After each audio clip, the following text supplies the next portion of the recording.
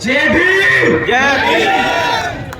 ऐसे लग नहीं रहा कि नगीना हमें प्यार से पुकार रही है। एक बार जय भीम ऐसा करें कि लखनऊ तक आवाज जाए, जय भीम।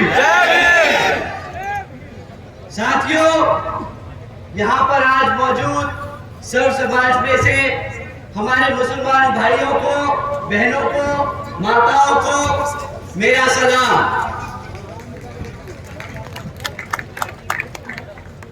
और बाकी सब समाज के, रिलीजन के सभी व्यक्तियों को, भाइयों बहनों को जो आज यहाँ मौजूद हैं, आप सभी को मेरा प्रणाम।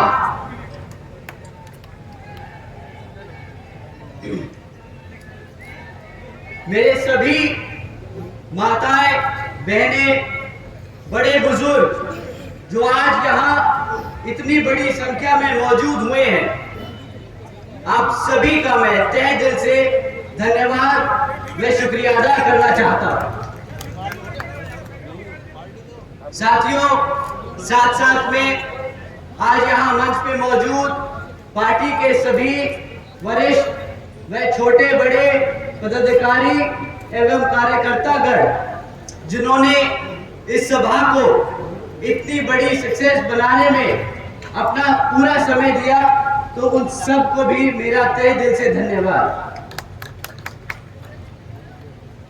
साथियों, इस लोकसभा के संबंध में कुछ जरूरी बातें रखने से पहले मैं बहुजन समाज पार्टी की राष्ट्रीय अध्यक्ष एवं उत्तर प्रदेश की 4 बार मुख्यमंत्री व पूर्व सांसद आदरणीय बहन जी के नाम से लोकप्रिय हमारी आदरणीय बहन कुमारी मायावती जी को तहे दिल से स्वागत व धन्यवाद करता हूं,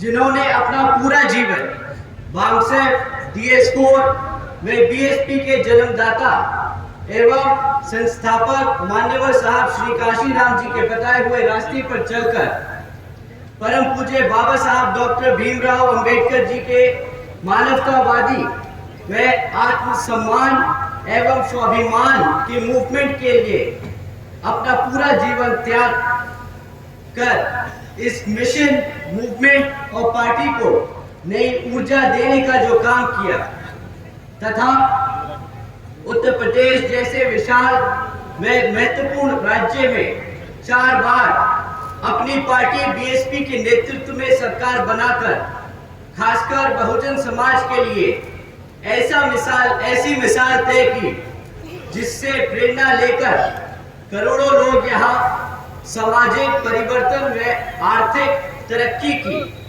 की मिशन के लिए एकजुट लगे हुए। इतना ही नहीं, बल्कि मैं खुद उनके इस नेतृत्व से प्रभावित होकर BSP मूवमेंट से जुड़ा हूं और उनके पद चिन्हों पर चलकर इस मिशनरी दायित्व, कार्य व फर्ज को पूरी तरीके से निभाने की पूरी कोशिश करता रहूंगा। साथियों, मैं आपसे एक सीधी बात कहना चाहूंगा। आज मुझे पहली बार यहाँ उत्तर प्रदेश में अपनों के बीच बात रखने का मौका मिल रहा है, तो मैं अपने लोगों से अपने घर की तरह खुल के एक बात कहना चाहूंगा और बुरा ना मानिएगा कि ये थोड़ी सी बात शायद चुभ जाए। साथियों, आप सब जानते हैं कि BSP के कार्यकर्ताओं को भटकाने के लिए, डिमोरलाइज करने के लिए विपक्षी पार्टियां कितने किस किस्म के हथकंडे अपनाती है। एक सबसे आसान और सबसे ज्यादा परेशान करने वाला हथकंडा जो मैंने पर्सनली बहुत बारी सुना और महसूस किया है कि हमारे भोले भाले कार्यकर्ता को ये अफवाह फैलाते हैं, उनके बीच में ये अफवाह फैलाते हैं कि जी हाथी इसलिए नहीं चल पा रहा पिछले कुछ सालों से क्योंकि वो किताब के बोझ से दब चुका है। साथियों, ये किताब का बोझ का जो आरोप हमारे कार्यकर्ताओं के बीच में, ये अफवाह जो हमारे कार्यकर्ताओं के बीच में फैलाई जा रही है, इसको आज मैं सीधे हाथ आप लोगों के बीच में रख के इसको क्लियर करना चाहता हूं।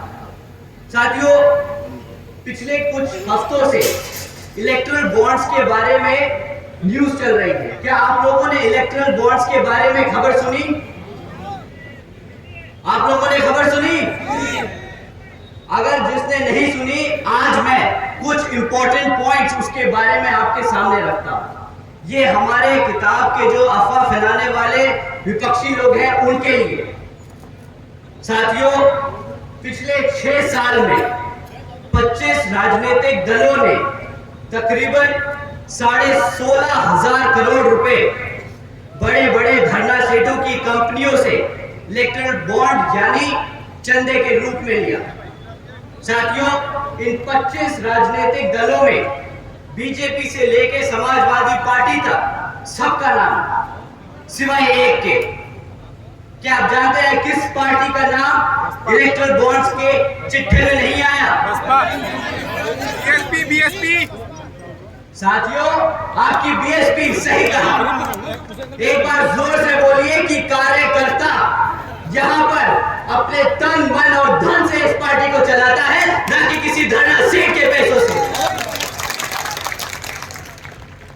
बीएसपी केवल यहाँ उत्तर प्रदेश में ही नहीं बल्कि पूरे देश में बड़े बड़े पूंजीपतियों व धरना सेठों के धन बल से नहीं बल्कि अपने समर्थकों कार्यकर्ताओं के तन मन धन से हमेशा से अपने चुनाव लड़ते आई है और आगे भी अपने कार्यकर्ताओं के समर्थनों के धन से ही अपना चुनाव लड़ती आएगी। साथियों, इन पूंजीवादी पार्टियों के हथकंडे जो किस तरह से हमारी पार्टी को तोड़ने के लिए लगाए गए हैं, इस पे हम आगे जाके थोड़ा सा और बात करेंगे। परंतु अब लोकसभा आम चुनाव में ये पार्टियां फिर आपके बीच में आके आपसे झूठे मूठे वादे करेंगी। झूठे मूठे क्या, मीठे मीठे वादे करेंगी। आपको बताएंगे कि किस तरह वो आपके लिए सीटें आरक्षित करेंगी, किस तरह आपको मुफ्त में राशन देगी। परंतु इस बारी पहले आप उनसे पूछिएगा कि भाई जब पिछले 10 साल से तुम सत्ता में आसीन हो तो उसका जरा रिपोर्ट कार्ड हमें दे दो, उसके बाद हम तुम्हें बताएंगे कि वोट देना है कि नहीं। और इस बारी मैं कुछ मुद्दे आपके बीच में छोड़ के जा रहा हूं जो आप उनसे पूछ सकते हैं। साथियों, पिछले 10 साल से भाजपा केंद्र की सरकार में आसीन है और उनसे आप सिर्फ 3 मुद्दों पे बात कीजिएगा कि भाई तुमने हमारे बच्चों की शिक्षा के लिए क्या किया, उन्होंने हमारे युवा साथियों के रोजगार के लिए क्या किया और हमारे बड़े बुजुर्गों की सुरक्षा के लिए क्या किया। साथियों, मैं ये कुछ पॉइंट्स आपके छोड़ के जा रहा हूं जो आप उनसे जरूर सवाल कीजिएगा। साथियों, शिक्षा के मामले में बीजेपी की सरकार के नाम क्या क्रेडिट आता है? हर दूसरे तीसरे महीने पेपर लीक की खबरें आती। ये है इनकी शिक्षा। पिछले ही कुछ महीनों में उत्तर प्रदेश में भाजपा की सरकार में कुछ पुलिस कांस्टेबल की पोस्ट के लिए एक एंट्रेंस एग्जाम रखा। करीब 60,000 बच्चों ने, हमारे युवा साथियों ने उसके लिए अप्लाई किया, इस उम्मीद से कि उनका विचारों का सिलेक्शन हो जाएगा, कि वो भी अपने घर में अपने माँ बापों के लिए एक मजबूत पिलर की तरह खड़े होंगे, उन्हें फाइनेंशियली सपोर्ट करेंगे। परंतु क्या होता है, कुछ दिनों बाद पता चलता है कि जी पेपर लीक हो गया और वो पेपर रद्द कर दिया गया, ना वो पोस्ट कभी भरी गई। साथियों, आज बीजेपी की सरकार के दौरान पिछले 10 साल से पढ़ाई शिक्षा के मामले में इतना दर गिर चुका है कि आज अगर आप 8वीं कक्षा के बच्चे से पूछे कि भाई तुम प्लस माइनस डिवीजन मल्टीप्लिकेशन कर सकते हो क्या, सरकार का सर्वे है, साथियों सरकार का सर्वे है कि आज भी 8वीं कक्षा के बच्चे, आधे बच्चे ये प्लस माइनस तक नहीं कर सकते। किस बात की शिक्षा दी है उन्होंने पिछले 10 साल में? साथियों, अगर आप बोलते हैं कि इंडिया को आप वर्ल्ड में सबसे बड़ी इकोनॉमी बनाने जा रहे हैं, तो उसकी सबसे बेस फाउंडेशन एजुकेशन होती है, हमारी शिक्षा होती है। और आप अगर भारत से अमेरिका में काम लोगे, अगर आप भारत से चाइना में काम लोगे, अगर आप भारत से यूरोप से काम लोगे, तो आपकी बेसिक एजुकेशन क्या है कि आपको अंग्रेजी बोलनी आनी चाहिए। भाई आप उनसे हिंदी में तो बात नहीं करेंगे ना, आपके बच्चे अंग्रेजी में ही उनसे बात कर पाएंगे। परंतु भाजपा की पिछले 10 साल की सरकार में शिक्षा का इतना बुरा हाल हो चुका है कि आज हमारे बच्चे अंग्रेजी का एक सेंटेंस नहीं बोल पाते। और ये मैं अपने मन से नहीं, सरकार के सर्वे और डेटा रिकॉर्ड से बोल रहा हूं। तो पूछिए भाजपा की सरकार से कि ना तुम पेपर पूरे करा पाए, ना तुम हमारे बच्चों को प्लस माइनस सिखा पाए, ना तुम उन्हें इंग्लिश बोलना सिखा पाए, तो किस बात की तुमने हमारे बच्चों को शिक्षा दी? उन्होंने आपके साथ, आपके भविष्य के साथ खिलवाड़ किया है साथियों। ये बात शिक्षा के साथ साथ आपके भविष्य का। तो आप एक बार जरूर उनसे पूछिएगा कि भाई साहब पिछले 10 साल में आप ना ही सरकार खाली सेंटर में नहीं, यहाँ उत्तर प्रदेश की राज्य सरकार में भी आसीन है और आपके हालात कहीं पे भी सुधरे नहीं। तो इस बार किस मुंह और हक से आप हमसे वोट मांगने आए? साथियों, वैसे तो केंद्र की सरकार डिजिटल इंडिया के नाम पे बहुत ढिंढोरा पीटती है, जहां जाती है वहां बताती है कि डिजिटल इंडिया ये, डिजिटल इंडिया वो, भारत यहां जा रहा है, भारत वहां जा रहा है। पर हकीकत तो ये है साथियों कि आज 65% से ज्यादा स्कूलों में आज एक कंप्यूटर तक नहीं। आप बोलते हैं कि हम डिजिटल इंडिया बनाएंगे, हम बच्चों को एआई के बारे में सिखाएंगे, हम उन्हें सॉफ्टवेयर डेवलपर्स बनाएंगे। कैसे बनाएंगे? आप सरकारी स्कूलों में एक कंप्यूटर नहीं दे सकते। 35% से ज्यादा, 35% से कम स्कूलों में आज भी इंटरनेट कनेक्शन नहीं है। साथियों, ये जो आपको एक दुनिया में वर्ल्ड इकोनॉमी का सपना दिखाते हैं, वो सिर्फ और सिर्फ झूठे वादे हैं। वे पिछले 25 सालों से झूठा वादा दिखाते आए हैं, पहले गुजरात में और आप पूरे भारत में। और आज इसका नुकसान आप लोग नहीं, आपके भविष्य में बच्चे पर चुकाएंगे। साथियों, समय आ गया है उनसे सही सवाल करने का और सही जगह वोट डालने का। साथियों, जो बच्चे किसी तरह ग्रेजुएशन तक पहुंच गए, क्योंकि सरकारी स्कूल से निकल के पढ़ने में तो बहुत तकलीफ, कोई बच्चा अगर प्राइवेट स्कूल से निकल जाए, ग्रेजुएशन कर ले, पीएचडी कर ले, तो उसके लिए अब रोजगार के मौके नहीं। कैसे नहीं? साथियों, बीजेपी की सरकार के दौरान आज 3 में से 1 ग्रेजुएट बेरोजगार घूम रहा है। ये जो बोलते हैं कि भाई हम हर साल 2 करोड़ नौकरी देंगे, 2014 में बहुत बड़ा वादा लेके आए थे, सबने इसी नाम पे वोट दिया था कि हमारे बच्चों की नौकरी लग जाएगी। आज 3 में से 1 बच्चा बेरोजगार घूम रहा।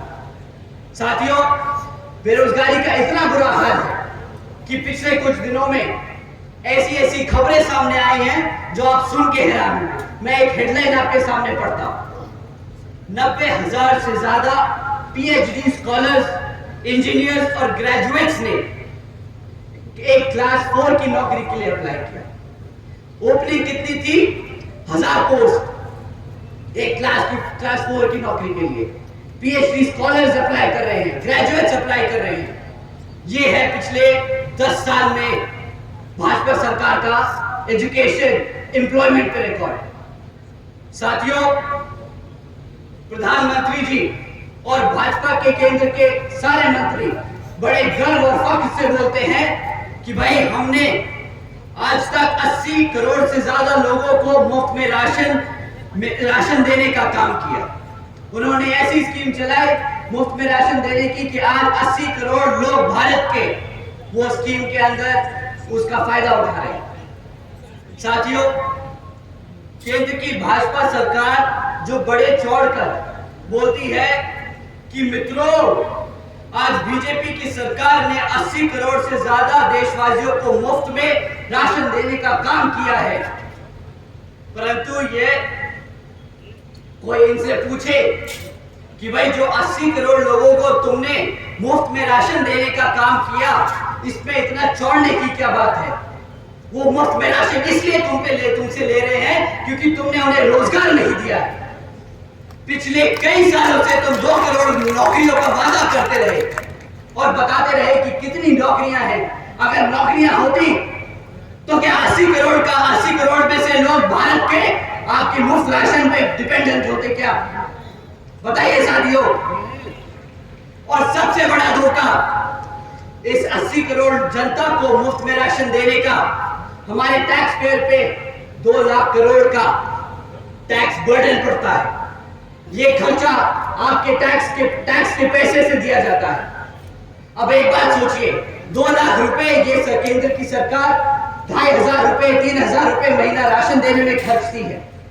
अगर ये आपको 20,000 रुपए की बेस नौकरी दे देती तो आज भारत की तरक्की 2 लाख के खर्चे से नहीं 20 लाख करोड़ के फायदे से होती।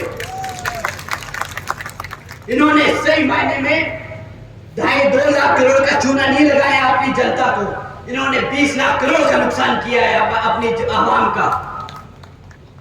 साथियों,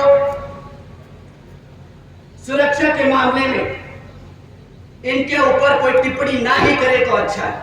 मैं इनके बस एक नोटिस के बारे में आपको बताता हूं, वो आपको इनकी सेफ्टी सिक्योरिटी के बारे में सही तरीके से समझा देगा। यहां के मुख्यमंत्री जी एक दिन नोटिस जारी करते हैं कि आज से लड़कियों को शाम को 8 बजे के बाद से प्राइवेट इंस्टीट्यूट्स में क्लासेस लेना मना है। क्यों? क्योंकि वो अपने बच्चियों की सुरक्षा नहीं कर सकते। अब साथियों, जो ऐसी गाइडलाइंस पॉलिसीज इशू करे, उसके राज्य में, उसके रहते हुए इस प्रदेश में कौन सी बेटी सुरक्षित होगी? आप अगर अपने बेटी बच्चों को सुरक्षित नहीं रख सकते तो आप क्या हमारे बड़े बुजुर्गों को सुरक्षित रखेंगे? साथियों, ये लोग गर्व करते हैं, इनको बहुत अच्छा लगता है जब इनको लोग बोलते हैं कि ये बुलडोजर की सरकार है। अरे मूर्खों को पूछो कि अगर बुलडोजर की सरकार से चीजें टूटती हैं तो तुम्हें वहां सत्ता में बिठाने का काम इस जनता ने जो किया था, यहाँ पे इस प्रदेश को बनाने के लिए किया था, ना कि तोड़ने के लिए। इन लोगों में इतनी भी समझ नहीं कि बुलडोजर का सरकार का किताब लेके गर्व की बात नहीं, ये शर्मिंदगी की बात है कि जो तुम पे ये पूरी आवाम ये आरोप लगा रही है तुम बुलडोजर की सरकार। साथियों, इनकी फाइनेंशियल विजडम, इनकी अंडरस्टैंडिंग ऑफ फाइनेंशियल नॉलेज, ये कितने अच्छे हैं भारत के व्यापार में, ये मैं आपको एक और स्टेटस, एक फैक्ट के बारे में एक फैक्ट बताता हूं और उससे ज्यादा मैं उस पर कुछ नहीं कहूंगा। साथियों, जब केंद्र की सरकार में भाजपा आसीन हुई थी तो केंद्र की सरकार पे 58,60,000 करोड़ का कर्जा था। आज 2024 में ये 58,60,000 करोड़ का कर्जा बढ़कर आज 152 लाख करोड़ हो चुका है। इतनी ही अच्छी इनकी फाइनेंशियल नॉलेज है, इतना ही अच्छा इनका बिजनेस सेंस है। ये इंडिया को भारत देश में एक लार्जेस्ट $5 ट्रिलियन इकोनॉमी की बात करते हैं। अगर कर्जे पे छोड़ना है तो भाई साहब, हमें ऐसी सरकार और ऐसा चोर नहीं चाहिए। हम चाहते हैं कि हमारे बच्चे को रोजगार मिले, हम चाहते हैं कि हमारा बच्चा हमारे घर में पैसा लेके आए और बोले कि माँ, तेरे को बाहर सरकार के फ्री खाने राशन की स्कीम पे जरूरत नहीं है, मैं तेरे लिए कमा सकता हूं। इन्होंने साथियों हर स्तर पे आपके साथ धोखा किया है और अब आपका समय आ गया है इनसे सवाल करने का कि भाई किस तरीके से तुम सरकार चलाते आए हो। अब समय आ गया है इनको इनकी हरकतों के लिए अकाउंटेबल होल्ड करने का। साथियों, ये लोग पिछले 10 साल से आपके साथ हैं, ये 10 साल से आप पे राज करते आए और आज भी जब ये आपके बीच में आएंगे तो अगले 15 साल का सपना दिखाएंगे। ये अपना पिछले 10 साल का रिपोर्ट कार्ड नहीं देंगे आपको। साथियों, मैं बहन जी का गवर्नेंस मॉडल आपके सामने रखता हूं। हम 2007 में सत्ता में आए थे और हम 2012 तक सत्ता में थे, पर आज भी बहन जी के ऊपर से गाइडलाइंस है कि आप आगे आने वाले 5 साल के लिए क्या करेंगे वो नहीं बताएंगे। आपने पिछले 5 साल में क्या किया आप वो बताएंगे। जनता को पता होना चाहिए कि आपकी कार्यशैली कितनी मजबूत है, वो आपके भरोसे पे वोट दे, आपके काम पे वोट दे। तो साथियों, मैं आपके सामने बहन जी के कुछ काम आपके सामने रखता हूं और आप ही डिसाइड करना कि आपके लिए, आपके बच्चों के लिए सही नेता कौन।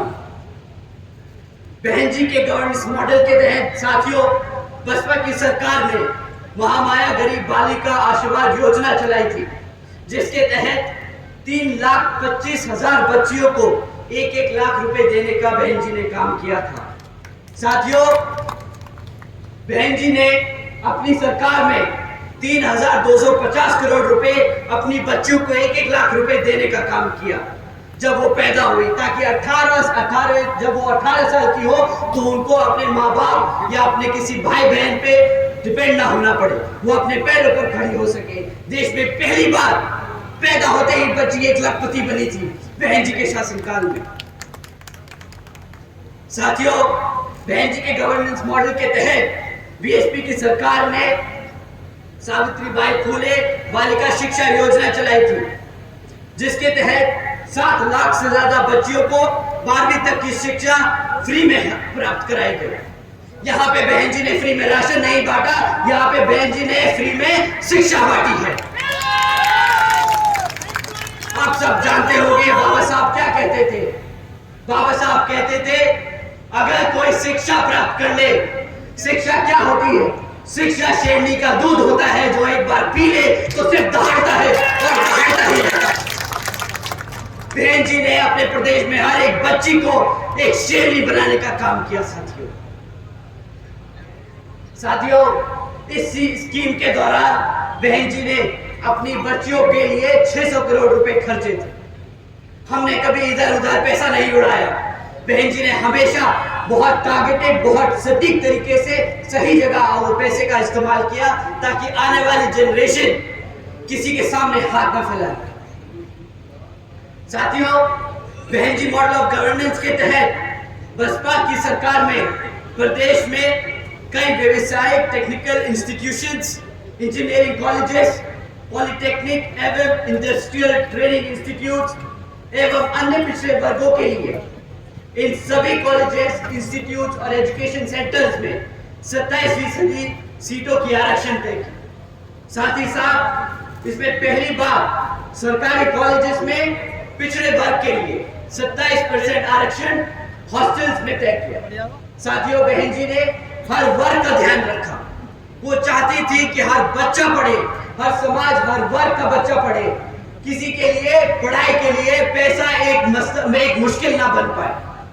जहां पे पिछले 10 साल से कांग्रेस, बीजेपी की सरकारें चलती आ रही हैं विभिन्न प्रदेशों में, और सत्ता में केंद्र में भाजपा की सरकार। क्या आप उनसे पूछिए कि भाई तुम फ्री की राशन की बात करते हो, कितने कॉलेजेस बनवाए तुमने, कितने कॉलेजेस चल रहे हैं, कितने बच्चों को तुमने पढ़ाया? सवाल आपके भविष्य का है साथियों। आपके आज वोट डालने से आपके बच्चों का भविष्य बदलेगा। आप लोगों ने अपना जीवन जी लिया, आज आपके बच्चों के लिए आपको लड़ना होगा। साथियों, बहन जी के मॉडल ऑफ गवर्नेंस के तहत बसपा की सरकार ने सरकारी नौकरियों के साथ साथ देश में पहली बार सरकारी ठेकों में भी आरक्षण की व्यवस्था तय की। हमारे लोग, पिछड़े वर्ग के लोग, बहुजन लोग खाली सरकारी नौकरियों में आगे नहीं बढ़ेंगे, वो प्राइवेट सेक्टर में भी आगे बढ़ेंगे। वो अपने पैरों पर बिजनेस खड़ा कर खड़े होंगे। साथियों, वो अपने आप को नौकरी मांगने नहीं, नौकरी देने लायक बनेंगे। बहन जी ने हमेशा से आप सबके लिए, हमेशा आगे के लिए सोच के काम किया। बहन जी के मॉडल ऑफ गवर्नेंस के तहत बसपा की सरकार ने कृषि व संबंधित कार्यों में सबसे पहले मिनिमम वेजेस को 55 रुपए से बढ़ाकर 100 रुपए प्रतिदिन किया। साथियों, साथ ही साथ अन्य पिछड़े वर्गों के लोगों की क्रीमी लेयर की वार्षिक आय 3 लाख रुपए से बढ़ाकर 5 लाख रुपए कर दी, ताकि उन सभी लोगों को फाइनेंशियली लाभ हो सके। साथ ही साथ बहन जी के मॉडल ऑफ गवर्नेंस के तहत बसपा की सरकार में 90,000 से अधिक शिक्षकों को सरकारी नौकरी दी गई, 1 लाख से अधिक सफाई कर्मचारियों को सरकारी नौकरी दी गई, 2 लाख से अधिक जवानों को पुलिस फोर्स में भर्ती किया गया। और साथियों, अपने 5.5 साल के शासनकाल में 6 लाख से अधिक अपर कास्ट समाज के सभी कमजोर लोगों को विभिन्न सरकारी नौकरियों पे पदों पे नियुक्त किया गया। और साथियों, आप जानकर हैरान होंगे, ये सारे काम बहन जी ने तब किए जब पूरी दुनिया आर्थिक मंदी के दौर से गुजर रही थी। इसे कहते हैं फाइनेंशियल इंस्टीट्यूशन, फाइनेंशियल नॉलेज की एक सेंसिबल तरीके से गवर्नमेंट रन करना। साथियों, बहन जी ने कभी सरकारी खर्चे से अपनी सरकारी नीतियों को चमकाने का काम नहीं किया। जो आप सब जानते हैं, भाजपा बखूबी जानती है। 100 करोड़ सैंक्शन करेगी पॉलिसी के लिए, उसमें से 75 करोड़ रुपए उसको एडवर्टाइज करने के लिए खर्च देगी। बहन जी ने कभी ऐसे काम नहीं किए। उन्होंने आपके टैक्स के कमाए हुए पैसे को बखूबी समझा कि वो कितनी मेहनत से कमाया जाता है, और सब जगह वो बांटने का काम किया, क्योंकि वो हमेशा से चाहती है कि बाबा साहब और मान्यवर साहब श्री काशीराम जी के सपनों को वो इस प्रदेश में नहीं बल्कि पूरे देश में लागू करके उनके सपने को पूरा कर सके। साथियों, मैं दिल से ही नहीं बल्कि दिमाग से भी आपसे बोलूंगा कि काम ले इस बारी। दिल से आदमी भावुक होकर बोलता है, भावुक होकर एक्शन लेता है। कभी लगता है कि यार मेरे समाज के, मेरे परिवार के, मेरे दोस्त यार की यहाँ घटना हुई तो मैं भी उसके साथ जाके खड़ा हो जाऊं, मैं भी आंदोलन करूं, मैं भी पुलिस से झगड़ूं, मैं भी एसपी और डीएम से लड़ूं कि उसको न्याय मिलना चाहिए। साथियों, ये भी तरीका होता है, बट ये कभी बीएसपी का तरीका नहीं है। कभी भी बीएसपी के लोग सड़क पे उतर कर किसी से लड़ाई झगड़ा नहीं करे। हमारे लोगों ने हमेशा सूझबूझ और दिमाग से काम लिया। बहन जी ने हमेशा समझाया कि साथियों, सड़क पे उतरकर झगड़ा कर आपको आपके लोगों के लिए न्याय नहीं मिलेगा। आपको अपने समाज के लोगों के बारे में और अपने समाज को जागरूक करके वोट डाल के अपने लोगों को तख्ता में बिठाकर उन लोगों के लिए न्याय मिलेगा। साथियों, पिछले कुछ सालों से आप लोगों के बीच में इन विरोधी पार्टियों ने किस्म के लोग छोड़ रखे। अब नाम लेके उनको बताना क्या, उनको हवा देने की कोई जरूरत नहीं, पर वो आप लोगों को कुछ इस तरीके से भटका रहे हैं। वो मैं काम आपके सामने रख देता हूँ और आपको बोलता हूँ कि आपसे विनती करता हूँ कि उनके चक्करों में ना पड़े, क्योंकि एक बार आप उनके चक्करों में फंस गए तो फिर वहां से निकालना बहुत मुश्किल होगा। साथियों, ये आदमी अपने आप को मसीहा बताता है। ये आदमी कहता है कि मैं सड़क पे उतरूंगा अपने समाज के लिए, आंदोलन करता है, झगड़ता है, लड़ता है, हमारे युवा साथियों को लेके पहुंच जाता है। फिर क्या होता है? हमारे युवा साथियों पे मुकदमे होते हैं, और जैसे ही मुकदमे होते हैं वे बेचारे ढूंढते फिरते हैं कि भाई साहब हमें बचाओ। वो आदमी फिर यहाँ से छोड़ के दूसरी जगह भटक जाता है, वहां पे आंदोलन करता है, और इस कारवां में हमारे सभी युवा साथियों पे मुकदमे दर्ज करता जा रहा है। अगर आप पे एक बार मुकदमा दर्ज हो गया साथियों, तो सरकारी नौकरी मिलने में मुश्किल हो जाएगी, रोजगार मिलने में मुश्किल होगा। जी, आपको आज गरम खून नहीं दिखा के, इमोशनल करके आपको सड़कों पे ले जा रहा है और बाद में फंसा रहा है। साथियों, सड़क पे लड़कर आपको वोट, आपको आपकी ताकत, आपको सत्ता में आने का मौका नहीं मिलेगा। आपको अपने समाज को जागरूक करके, अपने पार्टी को मजबूत करके उसको सत्ता में लाकर न्याय और रोजगार मिलेगा। साथियों, ऐसे नहीं मिलता रोजगार, ऐसे नहीं मिलता न्याय।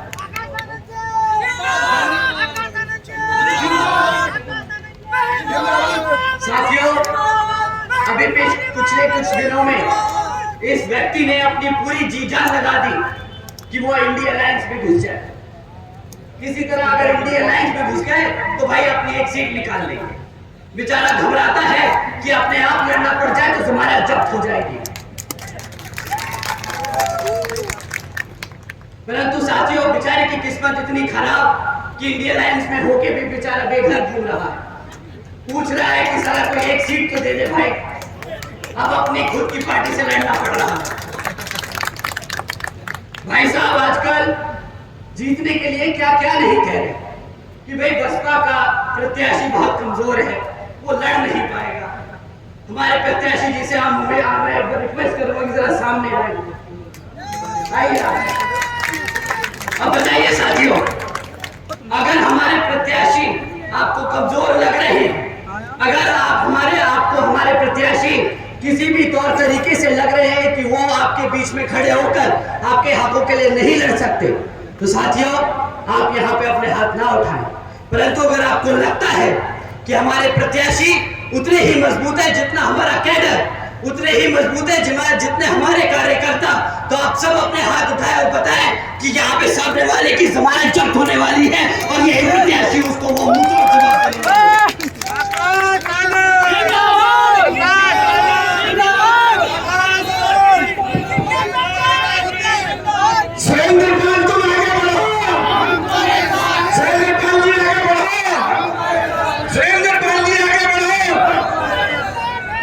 साथियों, वो ऐसी बेतुकी बातें करता है, जब उसकी और बातें करेंगे तो हमारी बेइज्जती हो जाएगी। तो हम इससे आगे बढ़ते हैं। साथियों, जैसा कि आप जानते हैं कि अब लोकसभा चुनाव हो रहे हैं, तो ये किसी भी तरीके के हथकंडे अपनाएंगे, झूठी अफवाह फैलाएंगे। ये बेचारे नीला पटका पहन के आएंगे। अगर उनका नीला पटका भेद हो जाए तो पार्टी का नाम भी बदल लेंगे, हमारे संस्थापक का नाम रख लेंगे। परंतु आपको इनकी बातों में नहीं आना।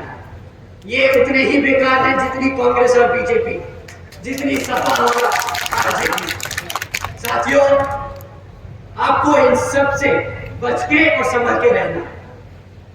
ये बहुत जरूरी है कि आप लोग अपने पार्टी के मूवमेंट को मजबूत करते चले और लोगों में आपके कार्यकर्ता, आपके प्रत्याशी के बारे में सही बातें आगे रखते रहें और सबको बताते रहें कि आपको इस बार हाथी के सामने वाला बटन दबाकर यहाँ पर बहन जी के हाथ मजबूत करने का काम करना। साथियों, आगे की 3 लाइनें मैं वो बोल रहा हूं जो बहन जी ने मुझसे बोला लिखा बोलने को। साथियों, ये मैं बहन जी के शब्द आपसे दोहरा रहा हूं। बहन जी ने कहा कि उनकी खास तौर से आदरणीय बहन जी की अपील है कि इस समय देश में हो रहे लोकसभा आम चुनाव में आप सभी लोगों को हर मोर्चे पे सावधान रहना होगा। आप लोगों का वोट बहुत कीमती है। आपका वोट कोई खरीद ना सके, आपका वोट कोई लूट ना सके, आपका वोट कोई किसी तरह कब्जा ना सके। साथियों, जाति बिरादरी, धन बल, मंदिर मस्जिद या किसी भी विभिन्न आदि के नाम पर कोई स्वार्थी अपने जान में फंसाकर आपका वोट का कोई दुरुपयोग ना कर ले, क्योंकि देश के हर एक महिला पुरुष व सभी युवा साथियों को आदरणीय बाबा साहब डॉक्टर भीमराव अंबेडकर जी के दिए हुए इस वोट की ताकत को आप ज़ाया न करें। साथियों, अब अंत में मैं अपनी बात खत्म करने से पहले मैं आप सभी को अपने महान सभी संतों, गुरुओं व महापुरुषों को, जिसमें खासकर महात्मा ज्योतिबा फूले, छत्रपति शाहू जी महाराज, नारायण गुरु, पेरियार रामास्वामी जी, बाबा साहब डॉक्टर भीमराव अंबेडकर जी एवं मान्यवर साहब श्री काशीराम जी को नमन करता हूँ। आप सभी का मैं एक बार फिर से दिल से धन्यवाद करता हूँ कि आप सब आज इतनी बड़ी संख्या में यहाँ इकट्ठे हुए और यहाँ पे हम सबको सुनने आए। तो आप सभी का मैं तहे दिल से धन्यवाद करता हूँ। यहाँ मौजूद सभी मीडिया बंधु, हमारे BVF के नौजवान साथी, हमारे हमारे स्टेट के कमेटी के सभी जिम्मेदार पदाधिकारी एवं कार्यकर्तागण, आप सभी का भी मैं तहे दिल से धन्यवाद करता हूं। और साथियों, आने वाले लोकसभा आम चुनाव में आप हाथी वाले निशान के सामने वाला बटन दबाकर यहाँ बीएसपी को विजय बनाएं और बहन जी के हाथ मजबूत करें। जय भीम, जय भारत।